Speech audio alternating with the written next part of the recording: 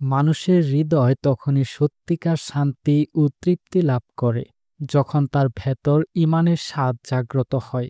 কিন্তু এই ঈমানের স্বাদ কিভাবে অনুভব করা যায়? কি এমন শর্ত আছে যা পূরণ করলে অন্তর পরিপূর্ণ প্রশান্তিতে ভরে ওঠে? মহানবী হজরত মুহাম্মদ সাল্লাল্লাহু আলাইহি ওয়াসাল্লাম আমাদের সেই মহান সত্যটি সহজ ভাষায় তুলে ধরেছেন। আজকের আলোচনায় আমরা জানব ঈমানের সেই স্বাদ অর্জনের আসল রহস্য, যা আমাদের জীবনে পরিবর্তন এনে দিতে পারে।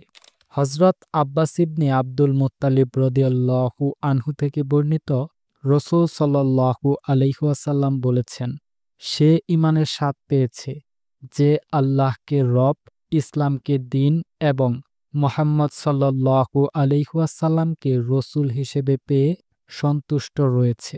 এই হাদিস থেকে বুঝতে পারলাম ঈমানের স্বাদ অর্জনের পন্থা এই তিনটি। ফলে এর কোনো একটি বাদ গেলে অথবা তাকে ঈমানের মূল বিষয় হিসেবে অনুধাবন করতে না পারলে সেই স্বাদ অর্জন হবে না। সুতরাং এ ব্যাপারে যার যতটুকু অপূর্ণতা থাকবে, সে পরিমাণ ঈমানের স্বাদ থেকে সে বঞ্চিত হবে।